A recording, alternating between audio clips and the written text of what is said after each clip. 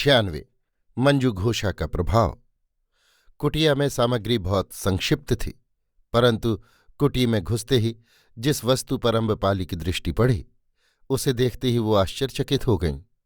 वो जड़वत खड़ी उस वस्तु को देखती रह गई।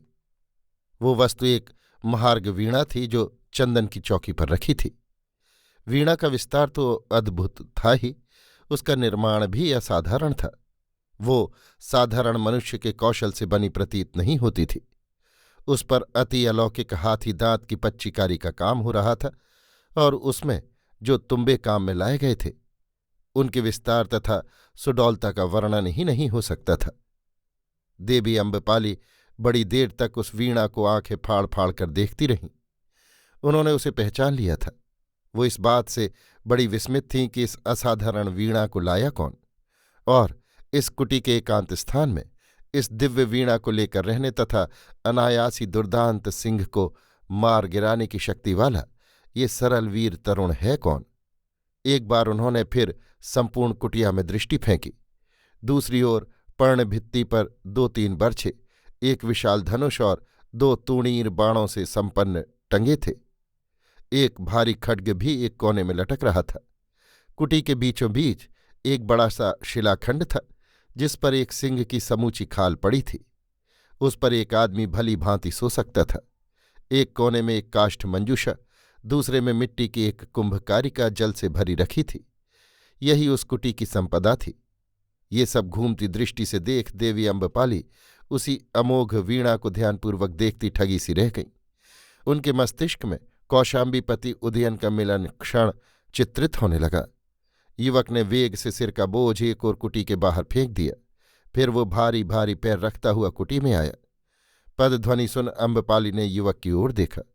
युवक ने अचकचाकर कहा, अरे, अभी तक तुमने वस्त्र भी नहीं बदले, न थोड़ा आहार ही किया। वहां खड़े उस वीणा को क्यों ताक रहे हो मित्र? किंतु ये वीणा तुमने पाई कहाँ से? अम्बपाली ने खोए से स्वर में पूछा। तो तुम इसे पहचानते हो मित्र? निश्चय, ये कौशाम्बी के देव गंधर्व पूजित महाराज उदयन की अमोघ वीणा मंजू घोषा है, जो गंधर्वराज चित्रसेन ने महाराज को दी थी। वही है।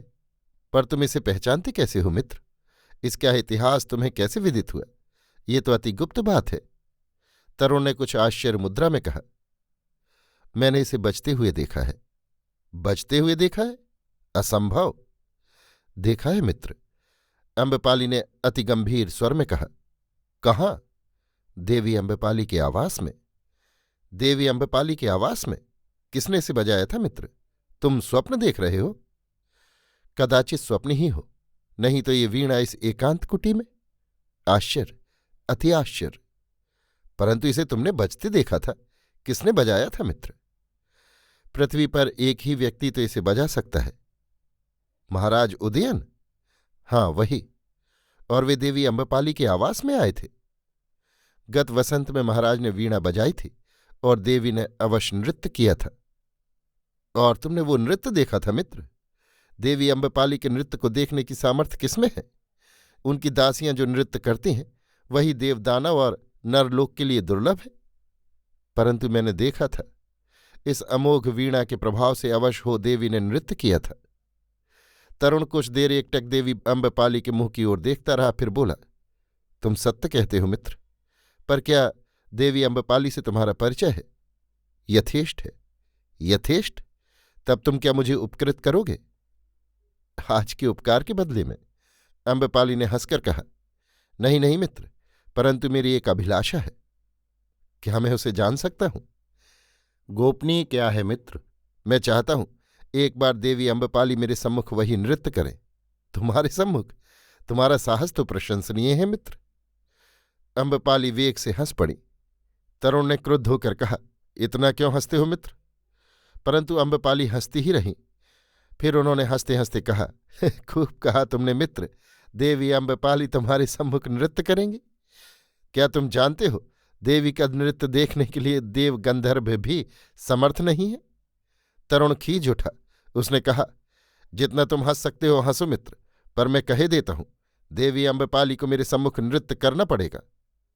और तुम कदाचित तब ये वीणा उसी प्रकार बजाओगे जैसे महाराज उदयन ने बजाई थी। अम्बपाली ने प्रच्छन्न व्यंग करते हुए कहा। निश्चय। तरुण के नेत्रों से एक ज्योति निकलने लगी।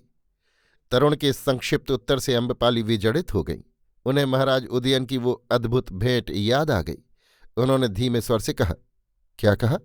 तुम इस वीणा को बजाओगे? निश्चय। तरुण ने कुछ कठोर स्वर से कहा। क्या तुम इसे 3 ग्रामों में एक ही साथ बजा सकते हो मित्र? निश्चय। तरुण उत्तेजना के मारे खड़ा हो गया। अम्बपाली ने कहा, किसने तुम्हें ये सामर्थ्य दी? सुनू तो। स्वयं कौशाम्बीपति महाराज उदयन ने। पृथ्वी पर 2 व्यक्ति ये वीणा बजा सकते हैं। एक महाराज उदयन, अम्बपाली ने तीखे स्वर में पूछा। और दूसरे? दूसरा मैं, तरुण ने दर्प से कहा। अम्बपाली क्षण भर जड़ रहकर बोली, अस्तु, परंतु तुम मुझसे क्या सहायता चाहते हो मित्र? अति साधारण। तुम देवी तक मेरा ये अनुरोध पहुंचा दो कि वे यहां मेरी कुटी में आकर एक बार मेरे सम्मुख वही नृत्य करें जो उन्होंने अमोघ गांधर्वी मंजू घोषा वीणा पर महाराज उदयन के सम्मुख किया था। इस कुटी में आकर? तुम पागल तो नहीं हो गए मित्र? तुम मेरे प्राण त्राता अवश्य हो, पर मैं तुम्हारा अनुरोध नहीं ले जा सकता। देवी अम्बपाली तुम्हारी कुटी में आएंगी भला? और उपाय नहीं है मित्र। देवी के उस कुत्सित सर्वजन सुलभ आवास में तो मैं नहीं जाऊंगा। अम्बपाली के हृदय के एक कोने में आघात हुआ, परंतु उन्होंने उस अद्भुत तरुण से कुटिल हास्य भौहों में छिपाकर कहा, तुम्हारा ये कार्य मैं कर दूंगा तो मुझे क्या मिलेगा? जो मांगो मित्र, इस वीणा को छोड़कर। वीणा नहीं, केवल वो नृत्य मुझे देख लेने देना। ये न हो सकेगा। मानव चक्षु उसे देख नहीं सकेंगे। महाराज का यही आदेश है। तब मैं तुम्हारी सहायता नहीं कर सकता। तरुण ने खींच कर कहा, जाने दो मित्र, मैं अपना कोई दूसरा मार्ग ढूंढ लूंगा। किंतु अरे, अभी मुझे भोजन व्यवस्था भी करनी है। तुम वस्त्र बदलो मित्र, मैं घड़ी भर में आता हूं। तरुण ने बर्छा उठाया और तेजी से बाहर चला गया। अम्बपाली ने बाधा देकर कहा, इस अंधकार में अब वन में कहाँ भटकोगे मित्र? वो कुछ नहीं, ये मेरा नित्य व्यापार है। वहां उस कंदरा में मेरा आखेट है, मैं अभी लाता हूं। तरुण वैसे ही लंबे लंबे डग भरता अंधकार में खो गया। अम्बपाली उसे ताकती रह गई। 97। एकांत वन में। उस एकांत वन में गर्भ में स्थापित इस निर्जन कुटी में दीपक के टिमटिमाते प्रकाश में देवी अम्बपाली एकाकिनी उस कुटी के मध्य में स्थापित शिलाखंड पर बैठी कुछ देर एकटक उस दिव्य वीणा को देखती रहीं। वो गत वर्ष की उस रहस्यपूर्ण भेंट को भूली नहीं थी जब कौशाम्बीपति उदयन रहस्यपूर्ण रीति से अम्बपाली के क्रीड़ोद्यान में पहुंचे थे। उनका दिव्य रूप, गंभीर मुखमुद्रा और अप्रतिम सौकुमार्य देखकर अम्बपाली चित्रखचित सी रह गई थी, और उनके इंगित पर इस वीणा के प्रभाव से अवश होकर उन्होंने अपार्थिव नृत्य किया था। पहले वो नृत्य के लिए तैयार नहीं थी, परंतु जिस समय वो अमोघ वीणा 3 ग्रामों में उस नररत्न ने बजाई, तब उसके हस्तलाघव तथा वीणा की मधुर झंकार से कुछ ही क्षणों में अम्बपाली आत्मविभोर होकर नृत्य करने लगी थीं। वीणा की गति के साथ ही अतर्कित रीत से उनका पद निक्षेप भी द्रुततम होता गया था, और अंत में वो क्षण आया था जब अम्बपाली के रक्त का प्रत्येक बिंदु वीणा की उस झंकार के साथ उन्मत्त असंयत हो गया था। उन्हें ऐसा प्रतीत होने लगा था जैसे उनके अंग से ज्वालामुखी का अग्नि समुद्र फूट पड़ा है।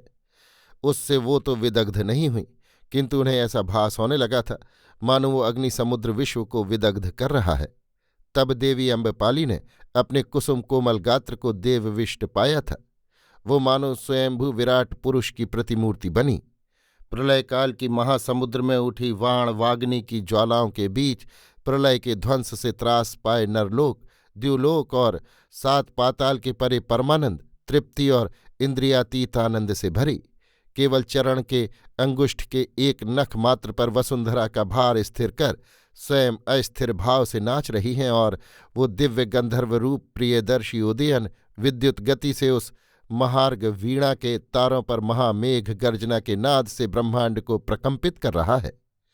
कैसे वो नृत्य समाप्त हुआ था और कैसे महाराज उदयन उस दिव्य वीणा को लेकर अम्बपाली के उद्यान से सहसा अंतर्धान हो गए थे, ये सब आज अम्बपाली के मानस चक्षुओं में घूम गया। वो बड़ी देर तक भावमग्न सी जड़ बैठी रहीं। फिर चैतन्य होने पर उन्होंने अपने पुरुष वस्त्रों के भीतर वक्षस्थल में धारित महाराज उदयन की प्रदत्ता बड़े बड़े गुलाबी मोतियों की माला को मोह सहित स्पर्श किया। वो उस अद्भुत आश्चर्यजनक स्वप्न की सी घटना को कभी स्वप्न में और कभी जागृत ही कितनी ही बार मानुष चक्षुओं से देख चुकी हैं, फिर भी वो अब भी उनकी स्मृति से मोह में पड़ जाती हैं। वो इतना ही समझती हैं कि आगंतुक पुरुष गंधर्व अवतार कौशाम्बीपति महाराज उदयन दिव्य पुरुष हैं। आज इतने दिन बाद उसी असाधारण वीणा को यहाँ एकांत कुटी में देख और ये जानकर कि ये एकांतवासी युवक जो भावुक चित्रकार, सरल अतिथि सेवी और दुर्धर्ष योद्धा तथा कठिन कर्मठ होने के अपने प्रमाण कुछ ही क्षणों में दे चुका है, वास्तव में इस महामहिमामयी दिव्य वीणा को भी बजा सकता है, और कदाचित उसी कौशल से जैसे उस दिन महाराज उदयन ने बजाई थी। इसी से वो मेरा नृत्य भी कराना चाहता है, परंतु उसकी स्पर्धा तो देखनी चाहिए कि वो मेरे आवास में जाने में अपना मानभंग मानता है, जहाँ स्वयं प्रियदर्शी महाराज उदयन ने प्रार्थी होकर नृत्य याचना की थी। कौन है ये लोह पुरुष? कौन है ये साधारण और असाधारण का मिश्रण? कौन है ये अति सुंदर, अति भव्य, अति मधुर, अति कठोर? ये पौरुष की अक्षुण मूर्ति, जीवन प्रगति और विकास का महापुंज, कैसे वो उनकी अंतरात्मा में बलात् प्रविष्ट होता जा रहा है। अम्बपाली की दृष्टि उसी वीणा पर थी। उन्हें हठात उस वीणा के मध्य से एक मुख प्रकट होता सा प्रतीत हुआ। ये उसी युवक का मुख था। कैसा प्रफुल्ल, गौर, कैसा प्रिय!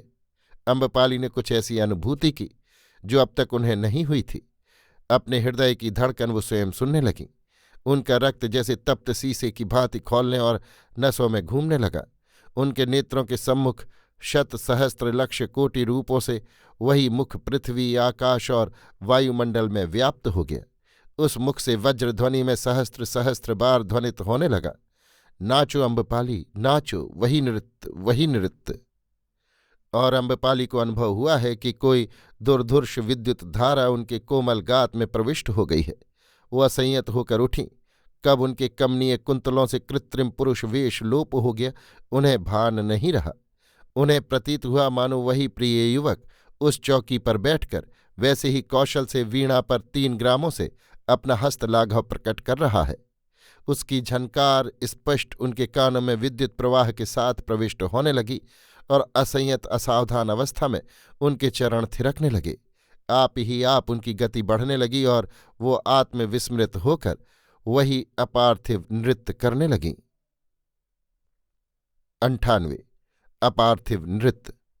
युवक ने समूचा भूना हुआ हरिण कंधे पर लाद कर ज्यों ही कुटी में प्रवेश किया, वो वहां का दृश्य देखकर आश्चर्यचकित जड़वत रह गया। उसने देखा, पारिजात कुसुम गुच्छ की भांति शोभा धारणी एक अनिंद सुंदरी दिव्यांगना कुटी में आत्मविभोर होकर असाधारण नृत्य कर रही है। उसके सुच्ची कण, घने पाद चुंबी केश कुंतल मृदु पवन में मोहक रूप में फैल रहे हैं। स्वर्ण मृणाल सी कोमल भुजलताएं सर्पणी की भांति वायु में लहरा रही हैं।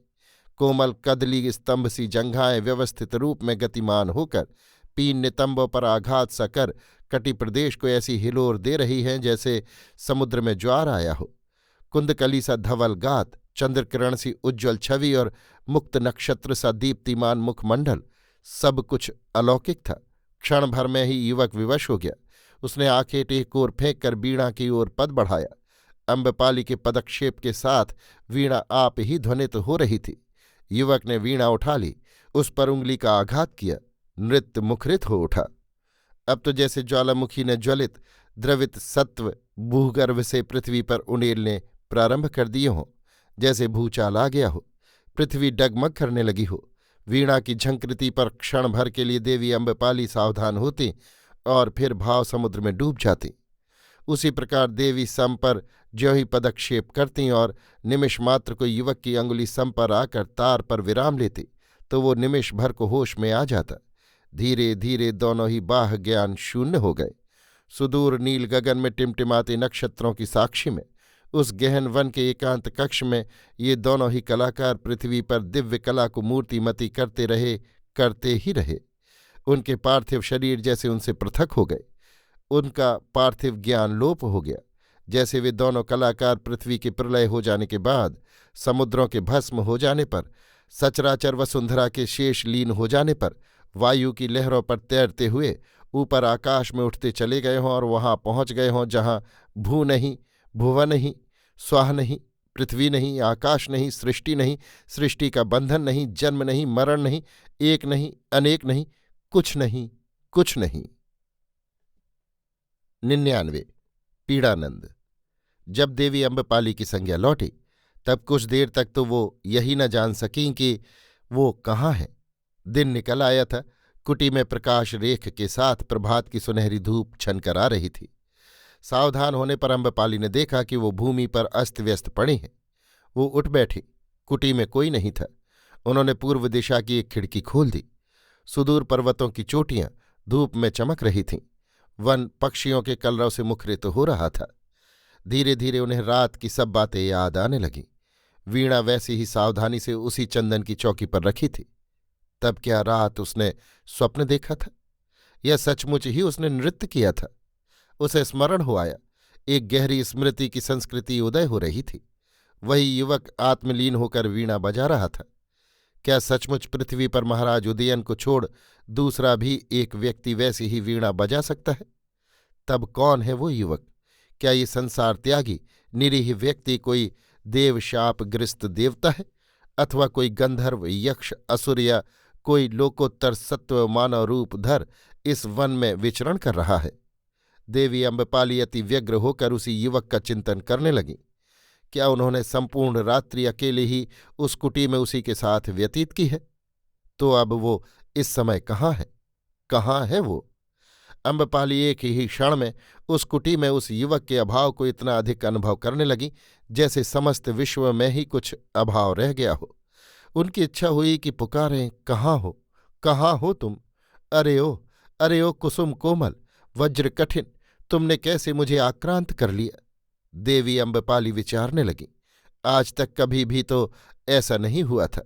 किसी पुरुष को देखकर, स्मरण करके जैसा आज हो रहा है।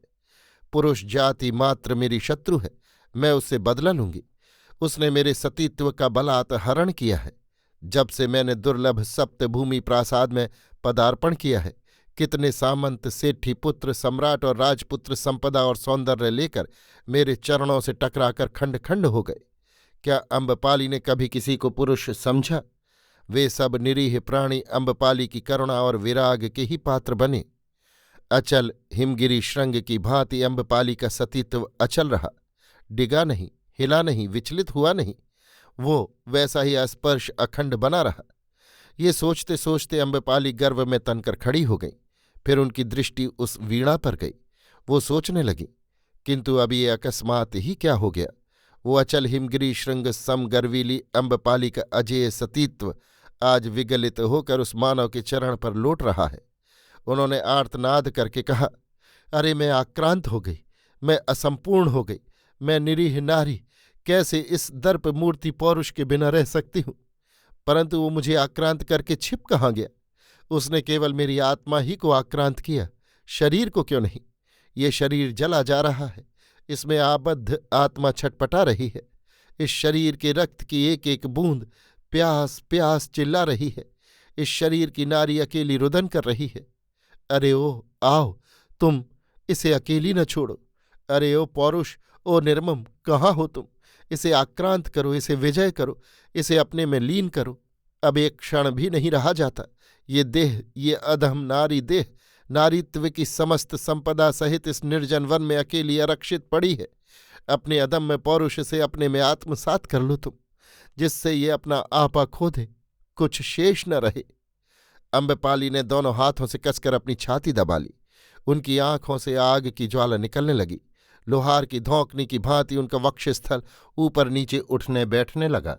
उनका समस्त शरीर पसीने के रुपहले बिंदुओं से भर गया। उसने चीत्कार करके कहा, अरे ओ निर्मम, कहाँ चले गए तुम? आओ, गर्वणी अम्बपाली का समस्त दर्प मर चुका है। वो तुम्हारी भिखारणी है, तुम्हारे पौरुष की भिखारणी। उसने उन्मादग्रस्त सी होकर दोनों हाथ फैला दिए। युवक ने कुटी द्वार खोलकर प्रवेश किया। देखा, कुटी के मध्य भाग में देवी अम्बपाली उन्मत्त भाव से खड़ी है। बाल बिखरे हैं, चेहरा हिम के समान श्वेत हो रहा है, अंग प्रत्यंग कांप रहे हैं। उसने आगे बढ़कर अम्बपाली को अपने आलिंगन पाश में बांध लिया और अपने जलते हुए होंठ उसके होंठों पर रख दिए। उसके उछलते हुए वक्ष को अपनी पसलियों में दबोच लिया। सुख के अतिरेक से अम्बपाली संज्ञाहीन हो गईं। उनके उन्मत्त नेत्र मुंद गए। अमल धवल दंत पंक्ति से अस्फुट शीतकार निकलने लगा। मस्तक और नासिका पर श्वेत बिंदु हीरे की भांति जड़ गए। युवक ने कुटी के मध्य भाग में स्थित शिलाखंड के सहारे अपनी गोद में अम्बपाली को लिटाकर उसके अनगिनत चुम्बन ले डाले। होठ पर, ललाट पर, नेत्रों पर, गंडस्थल पर, भौहों पर, चिबुक पर। उसकी तृष्णा शांत नहीं हुई। अग्निशिखा की भांति उसके प्रेम दग्ध होठ उस भाव विभोर युवक की प्रेम पिपासा को शत सहस्त्र गुणा बढ़ाते चले गए। धीरे धीरे अम्बपाली ने नेत्र खोले। युवक ने संयत होकर उनका सिर शिलाखंड पर रख दिया। अम्बपाली सावधान होकर बैठ गई। दोनों ही लज्जा के सरोवर में डूब गए और उनकी आंखों के भीगे हुए पलक जैसे आनंद जल के भार को सहन न कर नीचे की ओर झुकते ही चले गए। युवक ने ही मौन भंग किया। उसने कहा, देवी अम्बपाली, मुझे क्षमा करना, मैं संयत न रह सका।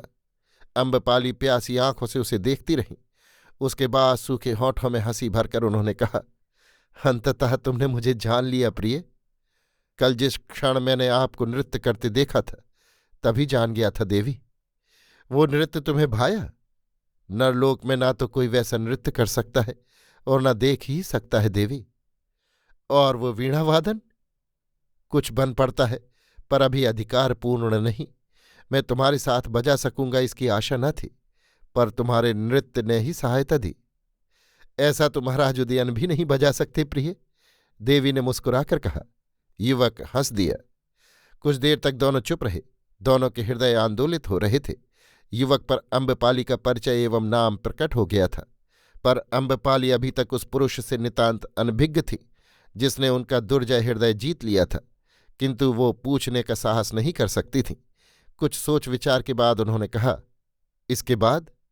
युवक ने यंत्र चालित सा होकर कहा, अब इसके बाद मुझे अपने आवास में जाना होगा प्रिय, परंतु मैं तुम्हारा कुल गोत्र एवं तुम्हारे नाम से भी परिचित नहीं। अपना परिचय देकर बाधित करो। मुझे तुम सुभद्र के नाम से स्मरण रख सकती हो। अभी ऐसा ही सही। तो प्रिय सुभद्र, अब मुझे जाना होगा। अभी नहीं देवी अम्बपाली। अम्बपाली ने प्रश्न सूचक ढंग से युवक की ओर देखा। युवक ने कहा, तुम्हें फिर नृत्य करना होगा। नृत्य? हाँ, और उसमें कठिनाई ये होगी कि मैं वीणा न बजा सकूंगा, परंतु मैं तुम्हारी नृत्य छवि का चित्र खींचूंगा। परंतु अब नृत्य नहीं होगा। निस्संदेह इस बार नृत्य होगा तो प्रलय हो जाएगी, परंतु नृत्य का अभिनय होगा। अभिनय? हाँ, वो भी अनेक बार। अनेक बार? मुझे प्रत्येक भाव विभाव को चित्र में अंकित करना होगा देवी। और मेरा आवास में जाना तब तक स्थगित रहेगा। किंतु अम्बपाली चुप रही। युवक ने कहा, किंतु क्या देवी? यहां क्यों?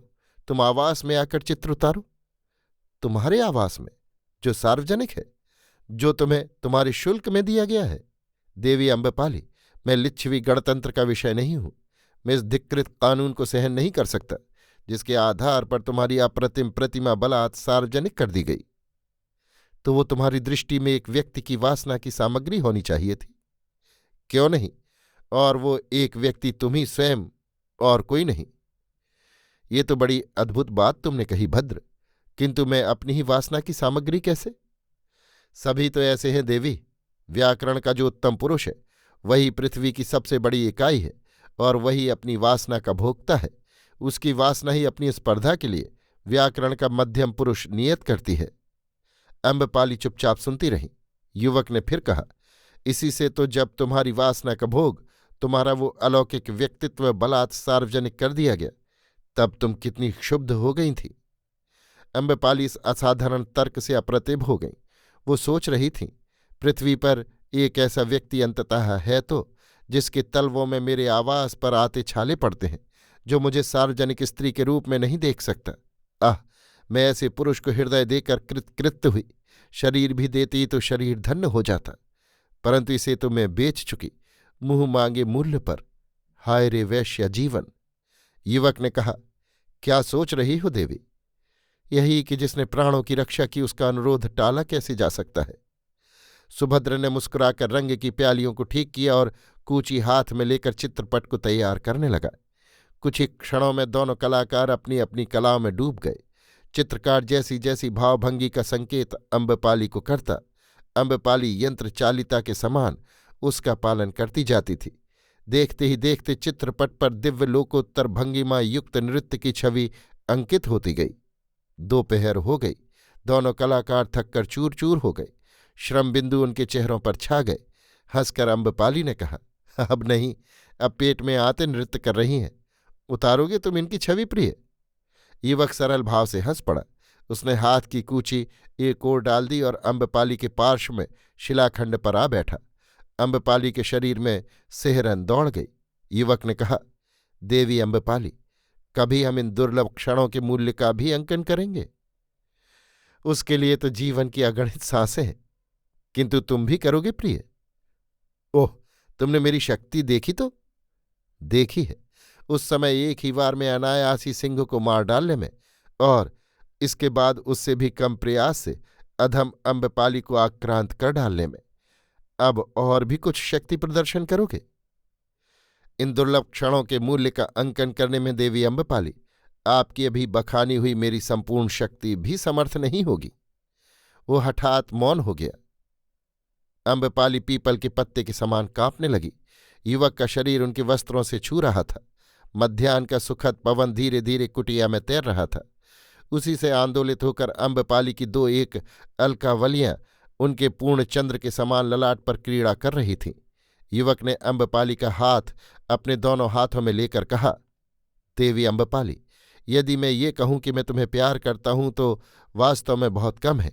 मैं जो कुछ भी वाणी से कहूं अथवा अंग परिचालन से प्रकट करूं वो सभी कम है, बहुत ही कम। फिर भी मैं एक बात कहूंगा देवी, अब और फिर भी सदैव याद रखना कि मैं तुम्हारा उपासक हूं।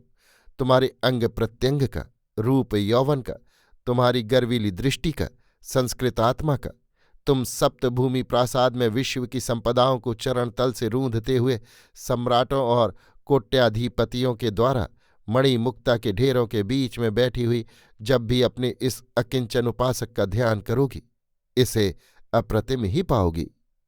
युवक जड़वत अम्बपाली के चरण तल में खिसक कर गिर गया। अम्बपाली भी अर्धसुप्त सी उसके ऊपर झुक गई। वो पीली पड़ गई थी। उनका हृदय धड़क रहा था। बड़ी देर बाद उसके वक्षस्थल पर अपना सिर रखे हुए अम्बपाली ने धीरे से कहा, तुमने अच्छा नहीं किया भद्र, मेरा सर्वस्व हरण कर लिया। अब मैं जीऊंगी कैसे, ये तो कहो। उन्होंने युवक के प्रशस्त वक्ष में अपना मुंह छिपा लिया और सिसक सिसक कर बालिका की भांति रोने लगी। फिर एकाएक उन्होंने सिर उठाकर कहा, मैं नहीं जानती तुम कौन हो, मनुष्य हो कि देव, गंधर्व, किन्नर या कोई मायावी दैत्य हो। मुझे तुमने समाप्त कर दिया है भद्र। चलो विश्व के उस अतल तल पर जहां हम कल नृत्य करते करते पहुंच गए थे, वहां हम तुम एक दूसरे में अपने को खोकर अखंड इकाई की भांति रहे। सो तो रहने ही लगे प्रियतमे। कल उस मुद्रावस्था में जहां पहुंचकर हम लोग एक हो गए हैं, वहां अखंड इकाई के रूप में हम यावत चंद्र दिवाकर रहेंगे। अब ये हमारा तुम्हारा पार्थिव शरीर कहीं भी रहकर अपने भोग भोगे, इससे क्या। और यदि हम तुम्हारी वासना ही के पीछे दौड़ें तो प्रियतमे, मैं अधम अपरिचित तो कुछ नहीं हूं, पर तुम्हारा सारा वैयक्तिक महत्व नष्ट हो जाएगा।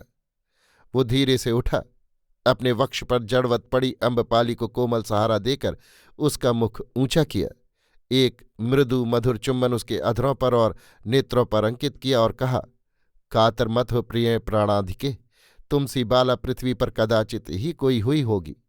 मैं तुम्हें अनुमति देता हूं, अपनी विजयिनी भावनाओं को विश्व की संपदा के चूड़ पर्यंत्र ले जाना। मेरी शुभकामना तुम्हारे साथ रहेगी प्रिय। अम्बपाली के मुंह से शब्द नहीं निकला। आहार करके सुभद्र ने कुछ समय के लिए कुटी से बाहर जाने की अनुमति लेकर कहा, मैं सूर्यास्त से प्रथम ही आ जाऊंगा प्रिय, तुम थोड़ा विश्राम कर लेना, तब तक यहां कोई भय नहीं है।